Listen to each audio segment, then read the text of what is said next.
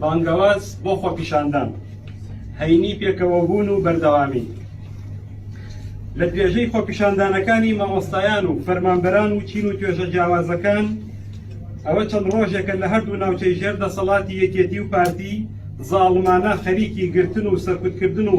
ڕشتنی خوێنی گەنجان و تەخوێنکردنی خەڵکانی ناڕازین و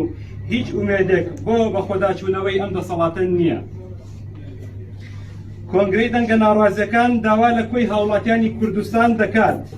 با هەمومان پێکەوە خاوەندارەتی لە گەنجەکانمان بکەین و بە تەنها لە بەردەم ئاگری گولەی چەکدارانی بنەماڵە دەسەڵاتدارەکاندا بەجێیان نەهێڵین. لەم سۆنگەیەوە بە ڕوون و ڕاشکاوی ئەنجامدانی خۆپیشاندانی ناتوند و تیژی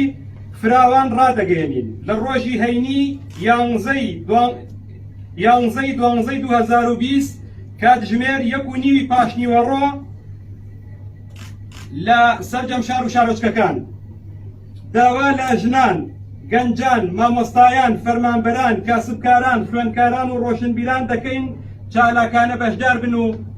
بەشداری بکەن لەم بەرپرسیارەتە نیشتیمانیەدا. هەروەها داوا لە مامۆستایانی ئاینی دەکەین لە وتارەکانیان تەرخان بکەن بۆ پیشاندانی زوڵم و ستەمی ئەم دەسەڵاتە و پشتیوانی خەڵکی مەزلوم بکەن و شان بەشانی نوێژ خوێنان بەشداری خۆپیشاندانی شار و شارۆچکەکان بکەن.